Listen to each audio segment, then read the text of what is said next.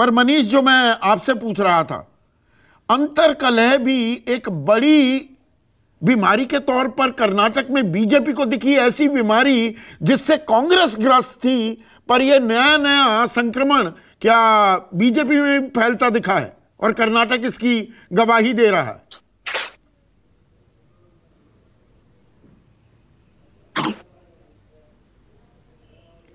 मनीष, आपका ऑडियो नहीं आ रहा है, दोबारा से हाँ बोलिएगा, अनम्यूट करके जी।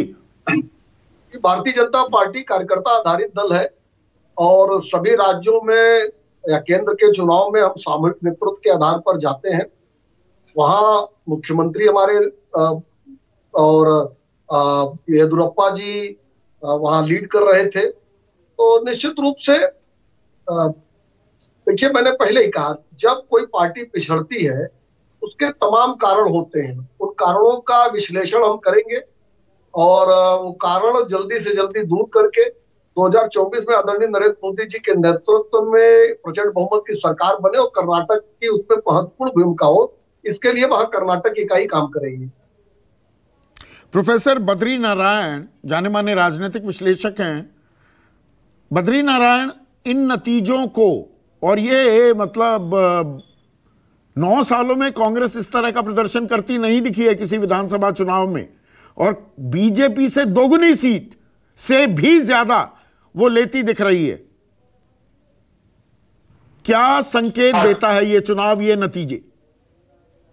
संदीप जी, एक तो ये जो चुनाव का परिणाम है, ये सचमुच कांग्रेस के लिए एक नया ऑक्सीजन है, एक ऑक्सीजन है, और ये साबित करता है कि लोकल लीडर्स, जो स्थानीय नेतृत्व की बड़ी शक्ति होती है। और कांग्रेस जो इंदिरा गांधी के समय में करती थी कि स्थानीय नेतृत्व को उसके काफी उनके कई लीडर्स थे, स्टेट लेवल के, कमला त्रिपाठी, देवराज, बड़े बड़े टावरिंग लीडर्स थे, शरद पवार, इस तरह के नेतृत्व को खड़ा करना होगा कांग्रेस को। लेकिन आप देखिए क्या है कि इसमें एंटी इनकम्बेंसी का, जैसा कि हम लोग बात कर रहे हैं, बड़ी भूमिका रही है। और उस एंटी इनकम्बेंसी को नरेंद्र मोदी ने अपने कैंपेन से बहुत संभालने की कोशिश की, बहुत ही कोशिश की।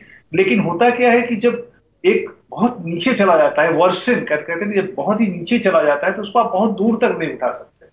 और जो एक और भी ये परिणाम साबित करता है संदीप जी कि फ्री की पॉलिटिक्स, ये जो फ्री की पॉलिटिक्स होनी चाहिए, क्योंकि सोशल वेलफेयर का एक मूल आधार होता है, लेकिन ये कहां तक जाएगी, एक डेमोक्रेसी को कहां ले जाएगी और ये कितने दूर तक बढ़ेगा। और इसमें क्या होता है कि एक मुंह में खून लगने जैसा होता है कि आपने एक बार इतना दिया, फिर आपको अगली बार और ज्यादा देना होगा। दूसरी पार्टी के सामने और चैलेंज होगी कि अगले चुनाव में जब बीजेपी आएगी तो उसको और बड़े लड़ेगी तो और बड़े वादे करने होंगे। तो ये हमें कहां ले जाएगी? नहीं, ये फ्री की जो पॉलिटिक्स है, जन कल्याण क्या है और रेवड़ी क्या है, ये कौन परिभाषित करेगा? 81 करोड़ 35 लाख जनता को आप 5 किलो अनाज मुफ्त में बांट रहे हैं, उस पर प्रधानमंत्री की फोटो चस्पा करके वो राशन दिया जाता है, उसको जन कल्याण कह देती है बीजेपी। जो कांग्रेस दे रही है उसको रेवड़ी बता देती है। कांग्रेस कह रही है हम असल का जन कल्याण कर रहे हैं। ये परिभाषित कौन करेगा? हाँ संदीप, देखिए परिभाषा बहुत थिन लाइन है इसके बीच, जन कल्याण और रेवड़ी के बीच। जन कल्याण बहुत कहते हैं सोशल नेसेसिटी पर आधारित होती है। सोशल नेसेसिटी डिसाइड कौन करेगा, ये भी आपका अच्छा प्रश्न है। तो एग्जिस्टेंशियल सपोर्ट आप कम्युनिटीज को दीजिए, तब वो जन कल्याण होता है। लेकिन जैसे ही आप जो एक्सिस्टेंशियल जरूरतें हमारी पूरी हो रही हैं और उसके बाद आप दे रहे हैं, दुनिया की 5वीं सबसे बड़ी अर्थव्यवस्था बनने की हम ताल ठोकते हैं, और देश में क्या 81 करोड़ 35 लाख लोग ऐसे हैं 5 किलो अनाज मुफ्त में ना दिया जाए तो वो भूखे पेट सोएंगे? ये भी तो सवाल फिर आएगा ना। नहीं, देखिए भूखे पेट की भूख की जरूरत तो पूरी करनी है, ये डेमोक्रेसी की जरूरत है। 81 करोड़ 35 लाख जनसंख्या ऐसी हालत में है। हाँ, लेकिन वो तो पूरी करनी है, वो तो जरूरत है डेमोक्रेसी। नहीं, 81 करोड़ 35 लाख है यार। जब जिसको देना शुरू कर दिया, अब दिया ही जाएगा, वापस ले लोगे तो नुकसान हो जाएगा, जिस ओर आपने शुरुआती जवाब में इशारा भी किया। हाँ संदीप जी, मेरा बस यही कहना है कि जो डेमोक्रेसी में हम अपने समुदायों को एक तो उस लेवल पे नहीं रहने देना चाहिए, उसको एलिवेट करना चाहिए।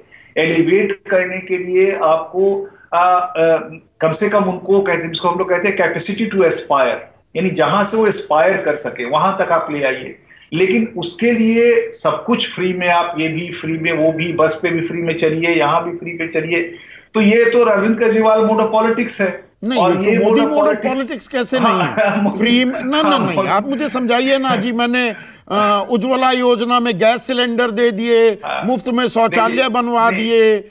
ये मोदी, ये सिर्फ अरविंद केजरीवाल और कांग्रेस के नाम पर पर्ची क्यों फाड़ी जाती है? बीजेपी क्या कर रही है? अलग क्या कर रही है? बिल्कुल सही कह रहे हैं आप। मैं ये कह रहा हूं कि इन तीनों के बीच में बहुत थिन लाइन होता है, और वो लाइन थीम ये होता है क्योंकि वो कोरोना के समय में एक जो फ्री राइस की पॉलिटिक्स जो शुरू हुई, वो एक खास तरह से एक्जिस्टेंशियल जरूरत। एक मिनट के लिए रोक रहा हूं बद्री भाई, अभी जयराम रमेश कुछ बोल रहे हैं, सुनते हैं उनको।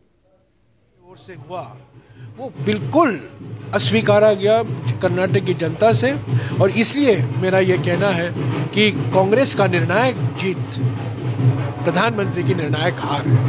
सर, अगर एनालिसिस इस बात का भी करें, अगर इस बात का भी एनालिसिस करें रिजल्ट्स में, आप लोग एक मिनट यार, this is not a radio platform. What is this? तो कांग्रेस में जीत का जश्न है, ढोल नगाड़े पीटे जा रहे हैं, और जयराम रमेश, उनके मीडिया हेड, वो अपना सर भी पीट रहे हैं कि भैया बात तो बोलने दो। राहुल गांधी भी ये कहते रहे, अरे भाई ढोल बंद करो तभी तो मैं किसी को बात अपनी कह पाऊंगा, सुना पाऊंगा। पर ये जीत की खुमारी में और जीत के जश्न में इस तरह की भी चीज़ें होती हैं। पर बद्री नारायण, बीजेपी स्ट्रैटेजी के तौर पर, रणनीति के तौर पर उसके मुद्दे इस तरह से बैकफायर होते आपने पिछले कुछ सालों में कभी देखे हैं? बजरंग बली ने वो ट्रैक्शन नहीं बनाया, बल्कि मुसलमान वोट बैंक लामबंद हो गया। कांग्रेस को उसमें कहीं ना कहीं फायदा होता दिख रहा है। और भ्रष्टाचार, महंगाई, बेरोजगारी, वो यूसीसी और एनआरसी के मुद्दों पर भारी पड़ते दिखाई दी। हाँ संदीप जी, आपका एकदम सही कहना है कि इस तरह का बैकफायर बीजेपी के स्ट्रेटेजी का एक बार तो बिहार में हम लोग देख चुके हैं, लेकिन वो इस तरह से नहीं हुआ था। ये तो बहुत ही ज्यादा है। इसका एक कारण ये है कि जो लाभार्थी पॉलिटिक्स है बीजेपी का, जिसने बहुत काम किया है और लगातार काम कर रहा था, उसको उससे आगे लाना चाहिए था। जिसको वो पहले तो लाने की कोशिश की, अमित शाह के एक बयान में वो बात आई भी, लेकिन बाद में वो जब ये बजरंग दल वाला इशू खड़ा हुआ तो बजरंग बली उसको डोमिनेट कर गए। और जैसा कि हम लोग जानते हैं कि कर्नाटक की जो राजनीति है उसमें काउंटर पोलराइजेशन भी होता है, यानी एक तरफ आप पोलराइजेशन की कोशिश करेंगे तो रिवर्स कह दीजिए, या काउंटर पोलराइजेशन, रिवर्स। हाँ, तो वो रिवर्स पोलराइजेशन से कांग्रेस को फायदा हुआ। और दूसरा क्या है कि जब इस तरह के विमर्श खड़े होते हैं और कोहेसिव जो दो ही पार्टी लड़ रही थी, तो वो पोलराइजेशन पूरी तरह से कांग्रेस के पक्ष में चली गई। तो उसने कांग्रेस को एक तरफ फायदा दिया, और बीजेपी का जो मूल प्रश्न था, एक तो जिस तरह का एंटी इनकम्बेंसी था उसको संभालना मुश्किल था कर्नाटक में। हम सब जानते हैं, आप सब जाते रहे होंगे, वहां देखा होगा, भयानक रूप से एंटी इनकम्बेंसी था। तो उसको रिकवर करना मुश्किल था एक तो। और जब मुश्किल स्थिति में भी पॉलिटिकल पार्टीज लड़ती हैं, और लड़ने की स्ट्रेटजी में मेरा कहना है कि जो गरीब कल्याण योजना थी, जिसका जो मोदी जी का एक बहुत बड़ा अभियान रहा है, उसको उन्हें वहां पर एक स्ट्रेटजी के रूप में विमर्श का उस नैरेटिव खड़ा करना चाहिए था, जो उन्होंने शुरू में खड़ा करने की कोशिश की। बाद में उनको लगा कि इस पे हम नहीं आगे बढ़ सकते हैं, और ये बजरंग बली वाला प्रसंग आ गया और उन्होंने एक स्ट्रेटजी बना दी, दैट मिसफायर। वो एक तरह से उस तरह से काम नहीं कर पाया। और उसने दूसरा काम क्या किया, एक तो उस तरह से आपको फायदा नहीं दिया, घाटा उसने क्या किया कि उसने दूसरे को उससे ज्यादा फायदा दे दिया, क्योंकि पोलराइजेशन पूरी तरह से कोहेसिव मुस्लिम पोलराइजेशन उसके पक्ष में हो गई, तो उसको आपको घाटा हो गया। तो और जो ये ध्रुवीकरण की देखिए कोशिश तो की बीजेपी ने, हिंदुत्व कार्ड भी वो जो खेला गया वो काम नहीं कर रहा है। इसको हम कर्नाटक स्पेसिफिक माने या बजरंग बली की गूंज चुनावी नतीजों में जो नहीं सुनाई दे रही है, बल्कि अब तो कांग्रेस वाले जय बजरंग बली का नारा लगा रहे हैं कि बजरंग बली ने हमें आशीर्वाद दे दिया। ये ध्रुवीकरण या हिंदुत्व कार्ड ना चल पाना, ये सिर्फ कर्नाटक स्पेसिफिक है या आने वाली राजनीति के भी कुछ संकेत देखते हैं आप इसमें? नहीं संदीप जी, मुझे लगता है कि आने वाली राजनीति में भी हिंदुत्व एक बड़ा मुद्दा रहेगा, और हर पार्टी, चाहे वो कांग्रेस हो, चाहे बीजेपी हो, चाहे अपना दल, चाहे अरविंद केजरीवाल हो, सभी कहीं ना कहीं इस हिंदुत्व के विमर्श से जुड़े ही रहेंगे। बिना जुड़े आप भारत में अभी राजनीति नहीं कर सकते हैं, ये साबित हो गया। लेकिन वो एक इंजन होगा, उसके साथ आपको मल्टीपल इंजन खड़ा करना पड़ेगा नैरेटिव का। और जो दूसरा इंजन है उसमें गरीब कल्याण एक बड़ा इंजन है। लेकिन उसमें जैसा मैंने कहा कि मैं इसका विरोधी नहीं हूं कि आप लोगों को सपोर्ट मत करिए, बट फ्री पॉलिटिक्स जो उसको आप कह रहे हैं रेवड़ी, वो रेवड़ी में ना तब्दील हो।